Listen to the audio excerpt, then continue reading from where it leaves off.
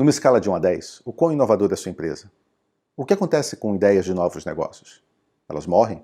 Elas dependem de um herói interno que vai conseguir alinhar e convencer os executivos mais relevantes para poder investir em algo que tem risco? Ou existe um processo estruturado para poder colher essas ideias e passá-las por um fluxo onde se decide em quais investir?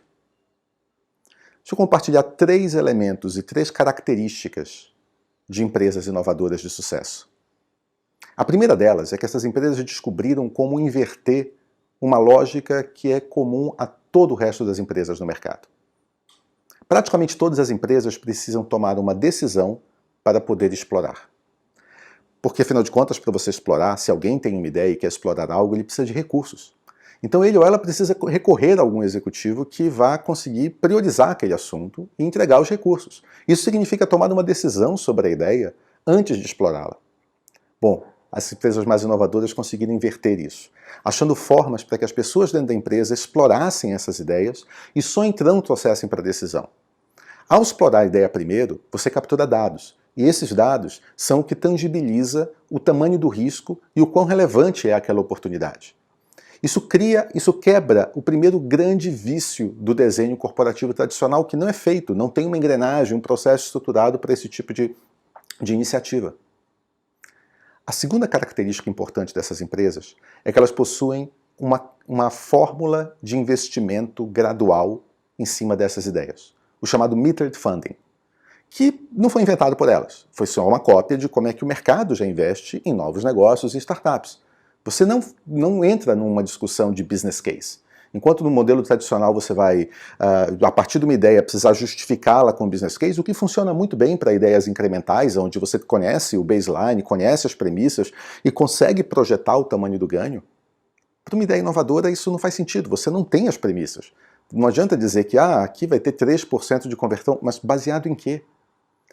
Então você não tem que fugir de criar o baseline ou o business case logo no início. O melhor modelo é você ter uma discussão da oportunidade. E a gente vai entrar em mais detalhes no próximo vídeo sobre como é que se apresenta uma oportunidade. Mas uma vez que você conseguiu explicar que existe algo ali, você viu o mercado, você entendeu que aquilo ali é relevante em cima da estratégia, a sua empresa tem uma vantagem competitiva de fazer aquilo, você tem insumos para convencer que a oportunidade está lá, mesmo não tendo provado que consegue capturar essa oportunidade, isso merece o primeiro investimento. Um investimento necessário apenas para fazer você capturar aquela oportunidade, ou como eu digo, ir de 0 para 1, antes de ir de 1 para muitos. Você não quer colocar aqui o investimento já para fazer as integrações, todo o modelo que consegue lidar com escala, todas as preocupações e todos os cuidados de legal necessários. Por enquanto você tem que andar num modelo confinado, num ambiente confinado, o suficiente para você provar que é possível de fazer. É o chamado MVP.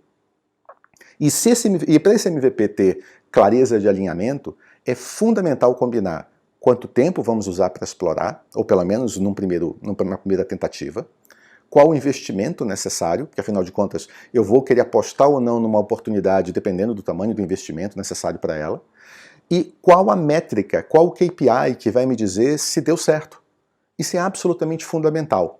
Muitas vezes não se combina qual o KPI e criar alguma coisa passa a ser o objetivo. Sim, funcionou, eu criei. Criar não é o objetivo. Impactar e engajar e gerar algo que sinalize o potencial de negócio é que é o objetivo. Provar que as hipóteses de maior risco são aceitáveis e conseguem ser capturadas é o objetivo desse período. Isso tem que estar refletido em indicadores, para que a pessoa ou o time que está trabalhando esse MVP consiga ter clara noção de onde focar sua energia e o que precisa capturar de volta. Aí, quando chega no final desse ciclo, e você chegou a apresentar como é que os indicadores evoluíram, está no momento de mais uma rodada de investimento. E agora é um investimento para que você comece a ter uma capacidade de distribuição de escala de replicação. Você vai ter que cuidar de uma série de coisas que você optou por não gastar o dinheiro antes para fazer. E agora é a hora de olhar para isso. Então, a estruturação de arquitetura apropriada, a estruturação com escala, tudo aquilo que você precisa para que aquele modelo possa ser automatizado, replicável, gere volume, gere impacto, tenha sua distribuição, precisa ser calculado, precisa ser plotado agora em cima do investimento. E em cima de expectativas de tempo de novo. E aí, de novo, a governança muda. Algumas empresas fazem ainda cortes sequenciais de investimento, dependendo de qual sua estratégia de distribuição. Alguns provam o engajamento unitário, né, o quanto que aquele ali tem um fit com o problema, num primeiro estágio, e provam o fit com o mercado e com a distribuição no segundo estágio. Isso, cada empresa pode organizar o seu modelo ou decidir isso a partir do desenho da inovação. O terceiro elemento é uma mudança significativa na mentalidade dos executivos da empresa. Aqueles executivos, sejam diretores, superintendentes, mas aqueles que estão mais dando a direção da empresa no modelo tradicional, eles têm o papel da estratégia no topo da pirâmide, eles têm o papel da direção, mas eles também têm o papel da priorização. E eles dizem, isto aqui é o que nós devemos trabalhar agora. Em seguida, um corpo gerencial traduz aquilo numa organização do trabalho e uma base de recursos participa daqueles projetos, daquelas transformações, fazendo acontecer. Bom, neste nosso outro processo aqui é diferente. E até porque é diferente, a gente está colocando o executivo numa posição agora não de executivo propriamente dito, mas numa posição de investidor. Para isso facilitar, é muito importante, um ótimo truque, você combinar com esses executivos que naquela reunião, naquele momento, naquele comitê, ele muda o chapéu. Porque é difícil para o executivo que está o dia inteiro trabalhando em cima de um certo ritmo, entender que ali é para ele ter um outro tipo de mentalidade e comportamento. Mas você combina, ó, nessa reunião aqui é aquela que você é um investidor. E como investidor, o que ele vai olhar é o quanto que isso aqui conversa com o que eu acredito de estratégia de oportunidades para a empresa.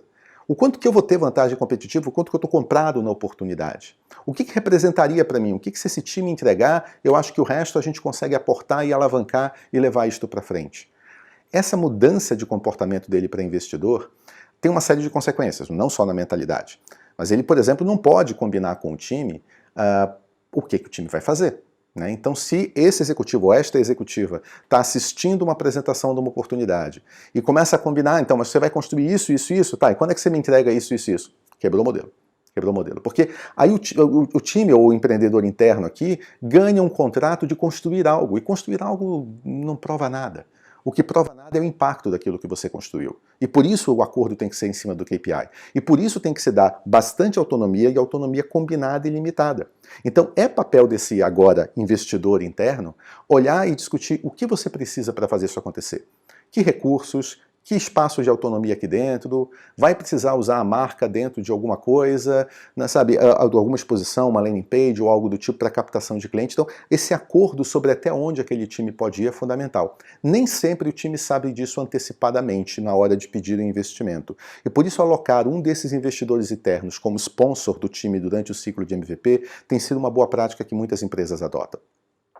Além disso, além de não contratar o que vai ser feito e combinar o que significa resultado, esse investidor tem um desafio de onde sai esse investimento. Porque para pensar, o orçamento da empresa ele está todo pré-organizado em cima de projetos, que inclusive discutiram bastante sobre quais as prioridades no ciclo orçamentário e tudo ficou alocado em cima de projetos. Então, naturalmente, no início, precisa encontrar alguma bandeira, talvez, de um projeto para local, ou alguma oportunidade, e cada empresa tem um contexto diferente onde procura isso.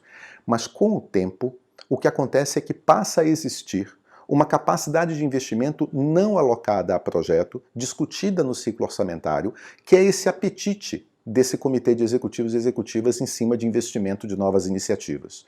Isso geralmente fica plugado direto no CEO ou na CEO e funciona bem como uma forma de criar espaço de investimento. Numa empresa com uma estrutura de governança um pouco maior, em que você tenha linhas de negócio, isso pode acontecer por linhas de negócio. Inclusive, uma opção de fazer é fazer com que cada linha de negócio possa, independente da outra, resolver que quer aquela oportunidade e financiar e investir naquela oportunidade, fazendo com que aquele que está apresentando a oportunidade só precise ter uma das linhas de negócio convencida que a oportunidade faz sentido para que ele ganhe o investimento necessário e possa rodar o processo de MVP e descobrir, provar se consegue ir de 0 para 1. Então está aqui 3 características que empresas inovadoras fazem. Número 1, explorar para decidir. Evitar ter que decidir para então explorar. Número 2, metered funding. Investimento gradual de acordo com onde você está naquele processo, naquela iniciativa inovadora. E número 3, transformar-se de executivos para investidores internos dessas iniciativas. Bons MVPs para todos!